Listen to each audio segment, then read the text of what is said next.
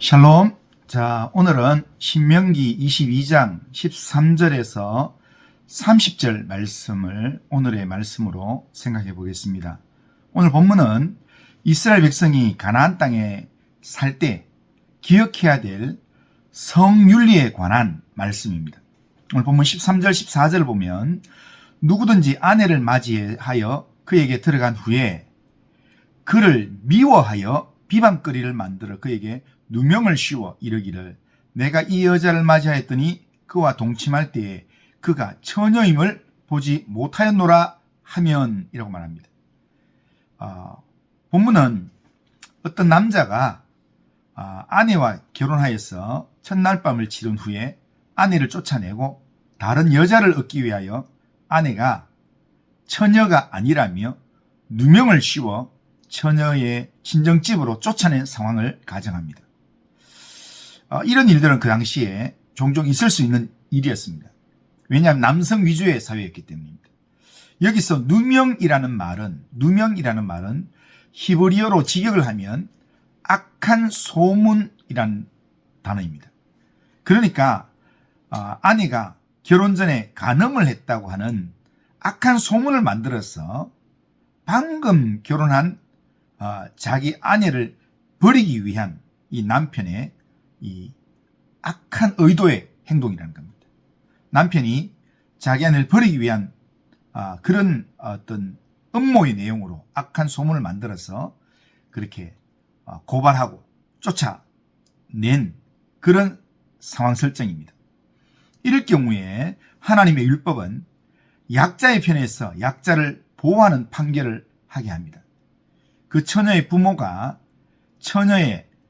처녀인표를 얻어가지고 가서 당시 재판을 하는 성문 장로들에게 보이게 됩니다. 그렇게 함으로 남편이 아내를 버리고 누명을 씌운 것이 드러나게 되면 성문의 장로들은 바로 그 자리에서 그 사람을 잡아 때리게 되고, 이로 인해서 그 처녀의 아버지에게 이 남자는 당시 결혼 지참금의 2배에 해당되는 100세겔을 벌금으로 처녀의 아버지에게 주게 합니다. 그것이 끝이 아닙니다. 그리고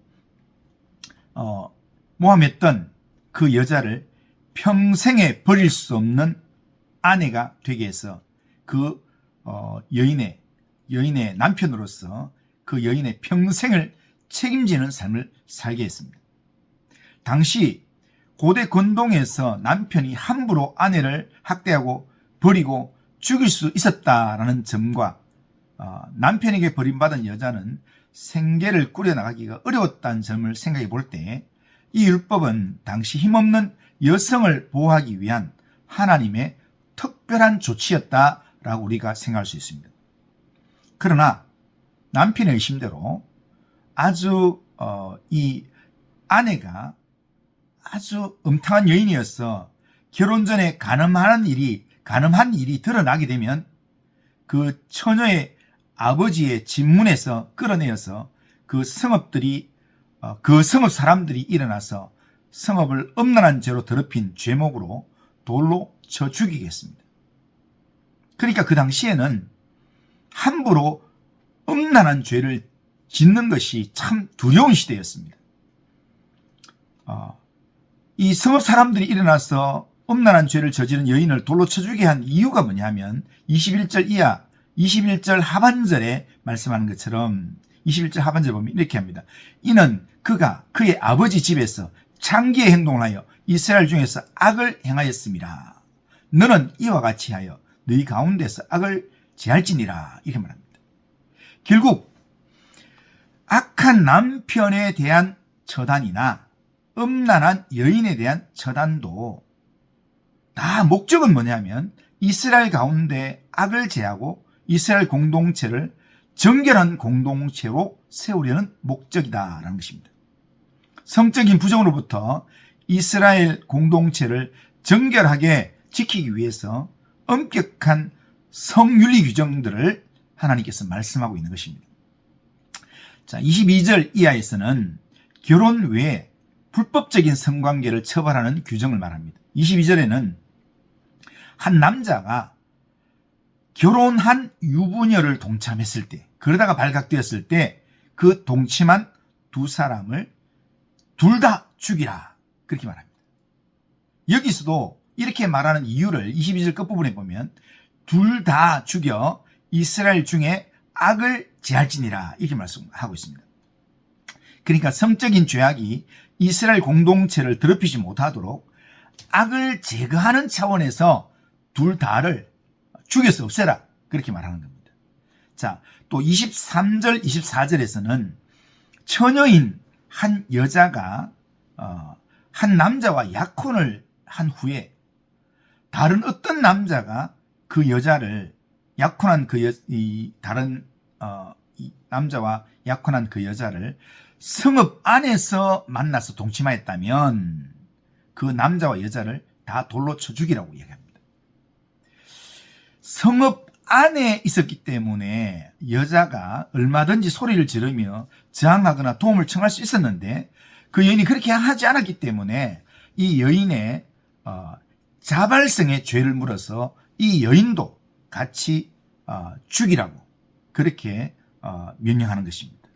그러니까 이 동침하는 죄를 지은 남자도 죽이지만 그 남자의 그 내용에 대해서 거절하지 않고 같이 동참한 그 죄를 물어서 여인도 같이 죽음을 당하겠다는 겁니다. 하지만 성읍 밖들에서 남자가 이 다른 남자와 약혼했던 여자를 동침하였다면 여자가 소리를 쳐도 도움을 받을 수 없었기 때문에 그 남자만 죽이라, 그렇게 말합니다. 악을 행한 자에 대한 엄격한 심판을 집행하라라는 하나님 말씀입니다. 이건 역시 고대 근동의 다른 국가들에 비해서 남자에 대해서 굉장히 엄한 조치였습니다. 그리고 한 남자가 있는데요. 한 남자가 약혼하지 않은 처녀와 동침하고 발각되었을 경우에는 그 남자가 그 여자의 아버지에게 은 50세겔을 주게 했습니다. 여기에 은 50세겔은 그 당시에 결혼 지참금 금액입니다. 그러니까 은 50세겔을 그 여자의 아버지에게 주고 그리고 그 여자를 자기 아내로 삼아야 했습니다. 그리고는 그 여자를 자기 아내로 삼기만 하면 되는 게 아니라 이 여자도 평생에 그 여자를 버릴 수 없는 아내로 삼아서 그 여자의 평생을 책임져야 되는 책임지는 남편이 되어야 했습니다. 그러나 그렇다 하더라도 한 남자의 이 유혹으로 일이 벌어졌던 아니면 남자의 성폭행으로 이렇게 이루어졌던 약혼하지 않은 이 처녀와 동침하게 됐을 때 유혹으로 아니면 성폭행으로 약혼하지 않은 처녀와 동침하게 됐을 때 그 처녀와 아버지가 이 상황에서 남자가 돈을 50세겔 주고 내가 책임지겠습니다 하더라도 여인이 거절할 수 있었습니다. 그 처녀와 그 처녀의 아버지가 이 상황에서 결혼을 거절할 수 있습니다. 이 상황에서 결혼을 할지 안 할지에 대한 결정권은 사고를 쳤던 남자에게 있는 게 아니라 피해를 당한 처녀에게 있게 했다는 것입니다. 이것이 그 당시의 고대 사회의 남성 위주의 사회에서의 내용과는 아주 판이하게 다른 하나님께서 사회적 약자인 여성을 보호하기 위한 그런 하나님의 법으로 그렇게 말씀하고 있는 것입니다. 사회적 약자인 여성이 그 당시 고대 사회에서 부당한 피해를 당하지 않도록 하나님께서 이런 여러 율법적인 조치를 마련해 두었다는 겁니다.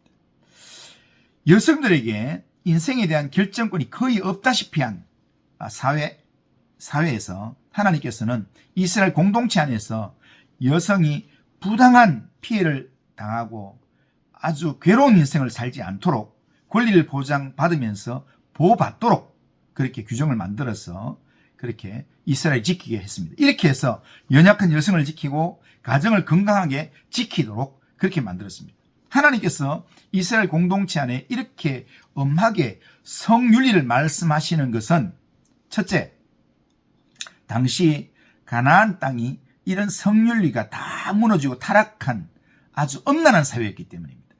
그리고 둘째, 하나님께서 이렇게 엄하게 성률을 말씀하신 이유는 뭐냐면 이스라엘 공동체가 성적인 부정으로 더럽혀지지 않도록 하기 위해서입니다. 이스라엘 공동체가 이런 성적인 부정으로부터 자기를 구별해서 정말 정결한 공동체, 거룩한 공동체가 되기를 하나님 원하셨다는 겁니다. 그래서 성경은 곳곳에서 하나님의 백성의 삶으로서 성윤리에 대한 말씀을 자세하게 또한 여러 번 다루고 있습니다. 이런 성윤리에 대한 규정을 통해서 이스라엘 백성이 거룩함을 유지하게 될 때 이스라엘은 세상과 구별된 삶을 살게 되는 것입니다. 이 말씀은 오늘 이 시대를 살아가는 우리에게도 동일하게 적용되는 그런 말씀입니다. 하나님은 우리가 거룩하게 살기를 원하십니다. 성적인 부정, 음행은 오늘 이 시대에 공공연하게 자행되는 그런 시대입니다. 간통이 불법이 되지 않는 시대입니다. 하지만 이런 시대일지라도 예수를 믿어서 하나님의 자녀된 우리 그리스도인들은 성적인 문제에서 정결해야 합니다. 우리가 성적인 문제에서 정결해야 되는 이유는 성적인 죄는 단순한 죄가 아니라 단순한 죄를 넘어서 우리의 속까지 더럽히는 아주 치명적인 죄악이기 때문입니다. 사단이 그 속에서 아주 강력하게 역사하기 때문입니다. 그리고 또 하나, 우리가 그리스도인으로서 성적인 문제에 정결해야 되는 이유가 뭐냐면 우리의 가정의 행복을 파괴시키는 주범이 바로 성적인 문제이기 때문입니다. 그렇기 때문에 우리는 가정의 행복을 지키기 위해서 성적인 문제에서 정결해야 합니다. 그러기에 성적인 문제에서 우리는 철저하게 우리 자신을 구별해서 성적인 부정에서 더럽히지 않는 삶을 살아야 합니다. 성윤리에 대한 하나님의 말씀을 우리가 분명히 기억하고 하나님께서 우리에게 구체적으로 말씀하신 이 말씀을 붙잡음으로 이 성적인 부정에서 우리 자신도 지키고 하나님 앞에서 우리 자신을 정결하게 세우고 또한 우리의 가정도 건강한 가정, 정결한 가정으로 세워가길 바랍니다. 그러나 그것보다도 더 중요한 것은 우리의 육체적인 정결, 순결뿐 아니라 하나님 앞에서 우리의 영적인 순결이 훨씬 더 중요합니다. 우리는 하나님 앞에서 늘 정결한 심령으로 하나님만 사랑하고 하나님만 의지하고 하나님만 붙드는 그런 하나님 앞에서 양다리 걸치지 않는 그런 영적인 순결함을 유지하는 그런 믿음의 삶을 살아야 합니다. 이런 삶을 오늘도 결단하고 믿음으로 살아가는 우리 모든 성도님들 다 되시기를 주님의 이름으로 축원합니다. 기도합니다. 거룩하신 하나님 아버지, 우리를 하나님의 사람으로 부르시고 하나님의 사람으로서 우리가 이 땅을 살아갈 때 하나님, 우리가 어떻게 살아야 될지, 우리가 이 성적인 부분에서 우리가 어떻게 살아야 될지 성윤리에 대한 구체적인 규정들을 말씀하신 하나님 아버지, 우리가 하나님의 말씀을 기억함으로 하나님, 가정을 지키고 나 자신을 지키는 그런 정결한 삶을 살 수 있도록 인도하여 주옵소서. 하나님, 죄를 철저하게 물으시고 하나님 심판하시는 하나님의 말씀을 두렵고 떨림으로 받으면서 하나님의 말씀 앞에 우리 자신을 온전히 세워가는 그런 믿음의 삶을 살 수 있도록 인도하여 주옵소서. 하나님, 우리가 영적으로도 하나님 앞에서 정결한 신부로 살아갈 수 있도록 인도하여 주옵소서. 예수님의 이름으로 기도드리옵나이다. 아멘.